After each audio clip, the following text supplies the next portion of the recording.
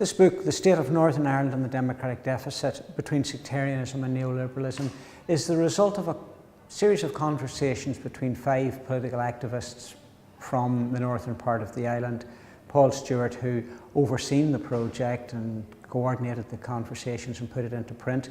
Myself, Tommy McKearney, colleagues of mine, Gearoid, Patricia, Campbell and Brian Garvey. Effectively what we're saying is that the Good Friday Agreement, in spite of the positive elements that emerged from it, for example, and which cannot be underestimated, the value of it bringing to an end 30 years of armed conflict, that it has failed to address many of the significant issues that impact upon the North, such as, most importantly, sectarianism.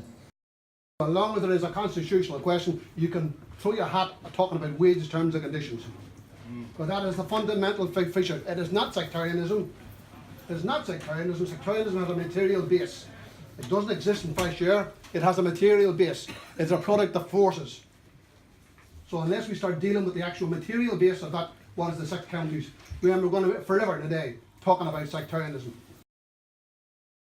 Sectarian division of the resources into what is now effectively in many ways an orange and green state, where we in the past had an orange state. As a result of that, it's our argument that the Northern Irish state, Northern Ireland, is a failed political entity. It's essentially a snapshot in time, because we wrote the book while the Northern Ireland Assembly was still operative. And we already seen within the Northern Ireland Assembly the seeds of its own collapse, which was quite prescient, because several months after we compiled the book, the Assembly did indeed collapse.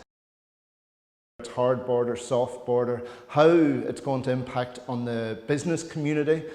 But nobody's talking about what the Northern Ireland state is doing, or intends to do even, for working people. We don't hear talk about health service, we don't hear talk about education.